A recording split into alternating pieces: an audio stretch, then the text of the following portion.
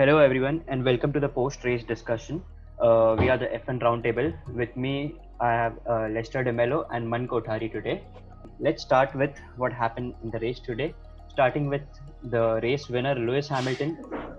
I feel like he had the most dominating laps so far. He was saying that he had issues in his tire, but still would go on to score the fastest laps. So I think the power of Mercedes was quite clear from his performance today. What do you guys have to say about this? Yeah, I just missed Lewis complaining about his tires, so that feels familiar to the ears again. Okay.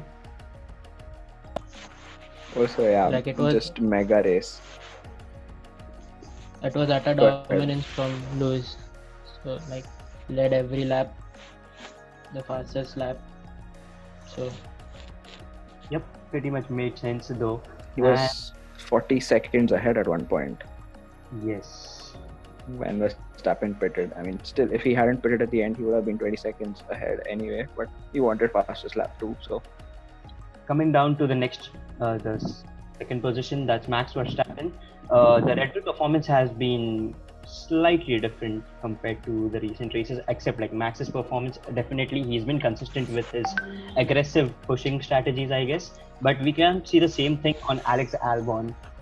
Although he managed to get a fifth position, which was impressive compared to his past two races, I guess. What do you guys have to say about that? yeah, Red Bull are again there and thereabouts. He really defended well against Bottas as P2 was coming. Given maybe 2 or 3 laps, Bottas, it would definitely be a Mercedes 1-2. Absolutely. Albon needs to improve still if he really wants to. He wants his seat. Yeah. yeah, like the car seems to be a bit unstable. Drivers are not able to judge the car's performance completely. But it was still a great performance by Verstappen, covering Bottas till the end. Bottas had quite a rough start, I guess, and he wasn't able to get the kind of, you will say, the start that he just wanted to go with, and he was missing a couple of positions in the first few laps, I guess, but he did manage to get past a lot of the cars ahead of him throughout the middle laps, I guess. He could have gotten a better position, I feel like, Valtteri Bottas. Yeah, but what was that with Verstappen just going out into the barrier on the way to the grid? Probably the Honda engine. Yeah, that But really, I mean, that was amazing on Red Bull's part to actually get that car running on time. That was a major front wing and the axle damage. So all the best, good luck. Red Bull could have seen just not a start from Verstappen if it would have been any worse than that. I mean, they got the tires on with just 20 seconds until the warning. So kudos to them. Talking about the next position, the finishing position, that is Lance Stroll. He's been getting a lot of hate on the internet because of his father being involved on the board of directors of Racing Point, but he's proving that he's not just because of his father. What do you guys have to say about that? He's proving to the board that he wants to stay in that seat. Yes, that makes Sergio Perez's position very difficult. Yeah, he was just not there. I mean, with the car that he has, definitely Lance Stroll was the better of the two today. Absolutely. yeah, from the start itself, Lance was performing clearly better. He was in no man's land during the whole race. P4 was secured for him once Bottas overtook him. Yes. So that was great. That was great to see that Lance had the race pace as well. But do you all agree to the kind of criticism that Racing Point has been receiving because of the whole pink Mercedes thing? I mean, that's a whole podcast on its own, to be honest. What would be your general opinion on that, though? Yeah, I think, what can you say? I mean, they are allocating their budget and Mercedes don't seem to have any problem with it. The other teams do. So there have been rumors going on that Sebastian Vettel to go to Racing Point for next year. Is that an interesting thing to happen? That seems more and more likely to happen now, but it's just a little bad for Perez considering he's doing so well and he's been with that team for so long. Also, literally saving the team from bankruptcy. Yeah, absolutely. But the thing is, it's not sure who is going to be let out. Like even yesterday, there were interviews from Lance where he was saying that even his seat is not secure. So I don't think that part would be true because it's pretty obvious why it can't be true. Yeah, I mean, Daddy Stroll is there, and if he keeps performing like that, I don't think they have much of an excuse to not let him go. Absolutely. I guess moving ahead to the next position on the grid right now, like the finishing position, would be Sebastian Vettel's. I think he had a good race, but he still got outlapped by the Mercedes. And Twice. No, Leclerc got lapped twice. Sorry. Leclerc got twice, but yeah, Sebastian Vettel still at a good position if you see the points that he secured for Ferrari this time. Seems like I agree. He's found some of the space back. Like he was performing better than Charles, I guess, because of the strategy as well supported him. So that defensive driving from Leclerc today was pretty good. Leclerc got in a bit of a lockup with, I think, Lando Norris somewhere in the middle laps. That could have been disastrous for Ferrari if it would have gone in the wrong direction, in any wrong direction possible. So I guess Leclerc just saved himself that damage on the car. Still didn't manage to get to the points though, so that's quite bad for Ferrari in terms of their championship. Yeah, the weather had been very unpredictable throughout the race. We had heard that there was going to be rain, but the rain just didn't show up. It was there, but just not on the track, I believe. Yeah, classic F1. Yep. Okay, so moving ahead to the pit stops, Sebastian Vettel managed to miss the entry point after his pit stop because of the traffic going on in the pit lane. He lost a lot of time over there. So due to that, we saw an interesting thing happening on his other pit stop where they just changed his tires early, which was quite a good strategy, I guess, for him, but didn't really work out because of the rains, of course. Yeah, I mean, everyone was coming into the pits at that time. It was like, I think Lewis and Bottas got the better of it because they pit first. Yep. So Vettel just got caught into traffic. Unlucky, but I feel they should have let him out before Verstappen came in. It looks like there was enough time, but they just didn't want to risk a fine. So I guess they're just playing it safe. Yep. Yeah, like he was in the pit box for 9 seconds. That's a lot for an F1 pit stop. So like he lost 5 seconds standing in the box itself. So also, Nicholas Latifi has been charged with a 5-second penalty because of unsafe release. I guess I hope everyone saw that. Yeah, he got signs. That was a pretty nasty release. Very careless on his part, I guess. Carlos Sainz wasn't a mistake, I think. But yeah. Yeah, but even if you think about it, like Latifi can't really see behind him. At that point, he just goes when the team tells him to. So that's the team. They'll probably get a fine for that.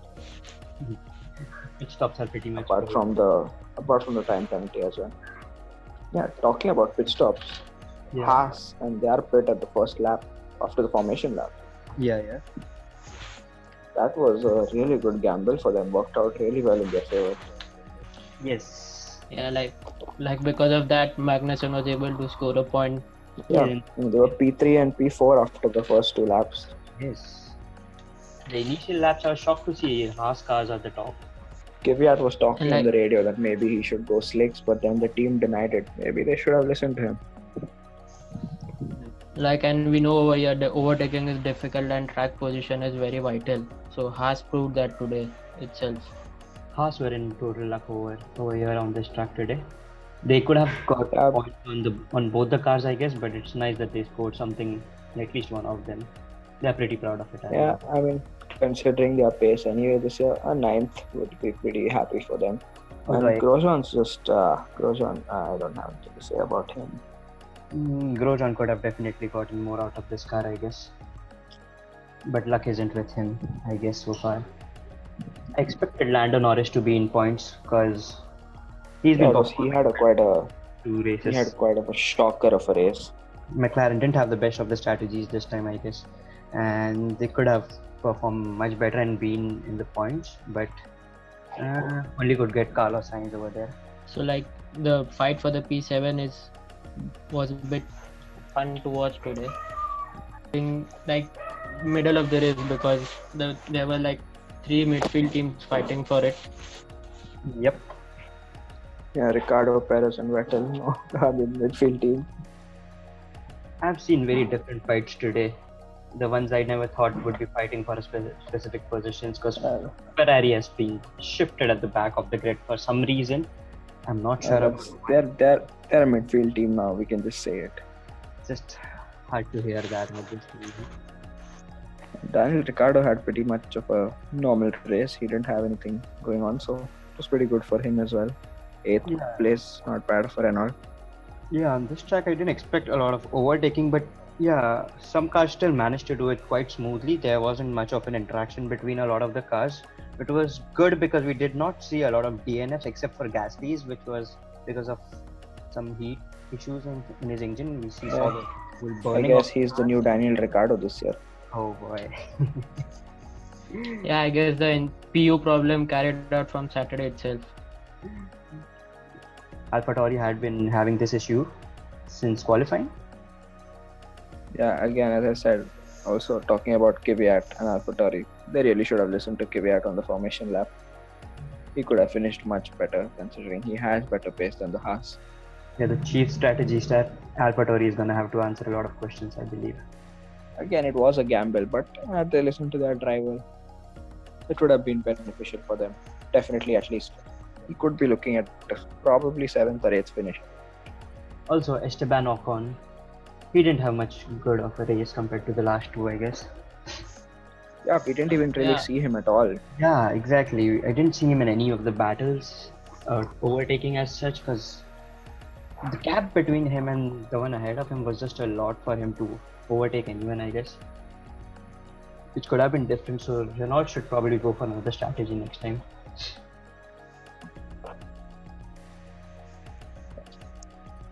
Yeah, it was kind of a mediocre performance from Ocon, which I guess if the team wants to like beat Ferrari in the constructor standing, then they should push Ocon to perform much better. Yes, most of the confusion that came today was basically because of the weather, I feel like, because it would have been very difficult to decide when to pit any car. And it would have been quite a bit different if the race was completely in wet conditions, I believe. It would have been very interesting. We could have seen a lot of slipping, but the weather is very unpredictable. Oh, that overtake that Bottas did on Leclerc, or that he tried to do, where he just went into the puddle and then he just slowed down. That was exciting. Yes. I did notice that. That was quite exciting. He was almost ahead, but then his tires just immediately cooled off and he couldn't overtake at all. Temperatures just lowered immediately and he just didn't have any grip. Yeah, I guess Bottas was also lucky with the start itself. Like he was about to jump start, but he just managed to break it, and so that's the reason why I guess he fall down a lot during the start, because he was about to just jump start and he just saw that and he slammed on the brake and then again went for the start initiate. Yeah, what about that? The FIA didn't seem to look at that at all. No, the thing is, Bottas was quick to react and just slammed on the brake at the right time. I think it was similar to what Vettel did in Japan, where he also didn't get penalized for that, where he just stopped before he left the pit box and then started again. Maybe. Yeah. At least it's nice that Bottas didn't get the car out of the track because of all the situations, though. I mean, that could have been pretty bad for Mercedes. Yeah, and I'd like to point one more thing, like the fight for the P3 in the Constructor Championship is also heating, like McLaren and Racing Point both at 40 points. It could be a close fight throughout the year, maybe. Like P3 for Racing Point or McLaren this year was not expected, I guess. Do you reckon Ferrari might even get P4? I don't think so. Like, I feel like the kind of money that Ferrari invests, they might get themselves ahead sooner or later, but we will see good results throughout the year, I guess. But with a fast track, again, like Silverstone coming, which is a very power-heavy track, and their engine not really being that good on straights and high-speed corners, seems pretty tough for them. the thing is that due to the shortened season, like if they don't start performing from the start itself, then it would be very difficult to cover up, because there won't be that much amount of races that we normally have during a normal season. Yes. Like already they are 27. They are at 27 points, and like the third and the fourth position are at 40 points.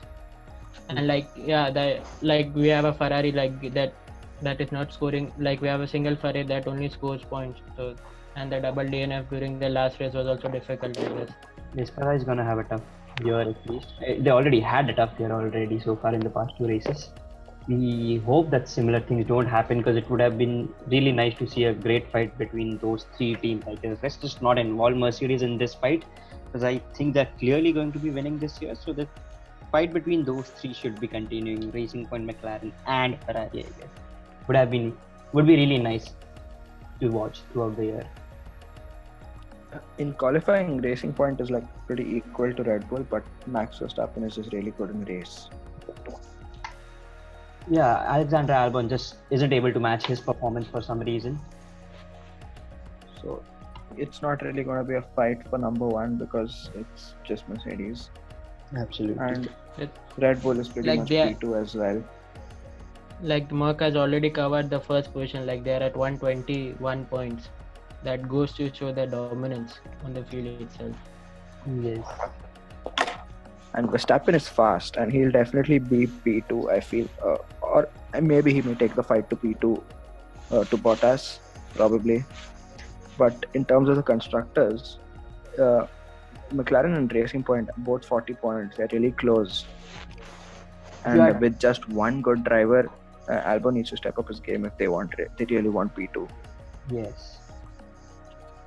If you had to take a call between McLaren and Racing Point for the final results of this year as a constructor winner, which one would you pick? My Like instincts looking at say the Racing performance, Point. yeah, because of the performance they had shown over the past weekend. So like But- it's clearly like in the proper dry condition, it has the opportunity to even fight for podiums. Choose one. Stroll could have been P3 today. Absolutely, you could have. Like, say, if Bottas did get a penalty, I think he would have definitely tried to get it at P3. So you feel like Racing Point would be much more dangerous compared to McLaren? Over the course of the season, yes, but I feel McLaren will also have their really strong races. And they both have really great drivers on the team. Both the drivers are pretty good. I would take a call on Norris and Sainz are a pretty, even Stroll and Perez, they're just really strong drivers. And almost all of the new drivers, like you got Russell, Albon, we have a really amazing set of drivers this season. I would still take a call on I mean, I Racing. think I should I feel like definitely. I'll just gamble with a Racing Point. Hopefully the protests with Renault don't affect them too much. I mean, they're protesting for a reason. I'm pretty sure they're going to make enough noise for the FIA to grab their attention and do something about it. I think I guess McLaren the might thing also is- get behind that protest. I don't think so, because like the thing is, this protest would be like stretched throughout the season, because I don't think like they would like there were things during the weekend where Martin Brundle also suggested like this would be stretched beyond throughout the season, because the thing is they are finding new things to protest against Racing Point. Like the Yeah, brake and ducts currently- were not like previously it was mentioned that brake ducts were not looked at during the earlier inspection done by FIA. And currently it's only Renault that's doing the protest. But I feel, given more info, I think even McLaren will get in on that, because McLaren seems to be really challenging Racing Point anyway. Maybe Ferrari starts protesting as well. Ferrari better look at their own engines at this point and protest, I feel. Which Yeah, would they be need very to helpful sort for their everyone. shit out. Especially when there are so many fans for Ferrari who are expecting to see some good results this year, and they just haven't been able to do that since the past season, I guess. I'm kind of worried for them of what happens at Monza. 'Cause that is a very fast track. And that's a very important track for Ferrari as well. Yeah, and they are pride and joy. And their engines might not do so well at Monza. Yeah, might be a great disappointment for the Italian fans. Hope So this track. Williams Yeah, what? were a typical 18-20 or rather 17, 18, 19, actually, wasn't it? Williams kind of. Russell. But it was a good qualifying for them. Yeah, had a great start, I feel, and he just When it comes to the race, they are not able to sustain that performance. yes. Like they're getting there. Like maybe after a few races they can at least fight for P10, maybe for a point or two. They might be able to get some points throughout the season, but I guess not much. They might not even go in double digits this season at all. Double digits is too much to ask for Williams, I guess. I must say that Russell has great potential to get into next year. Next year, probably year after that. Next to next season. Yeah, 2022 looks like it might be Russell in Mercedes. Yes. But that depends again on how Bottas does. Yes. Bottas really has to do throughout the season. Yeah, but I think he's a really good driver, Bottas. And just that fire that he has of like, maybe I may not be in this team next year and I have to prove myself. It's like that way for him every year because they just give him 1-year contracts. But still, I'd love to see Russell at Mercedes. Yes, absolutely. Looking at his performance, he does deserve a good seat, I feel like.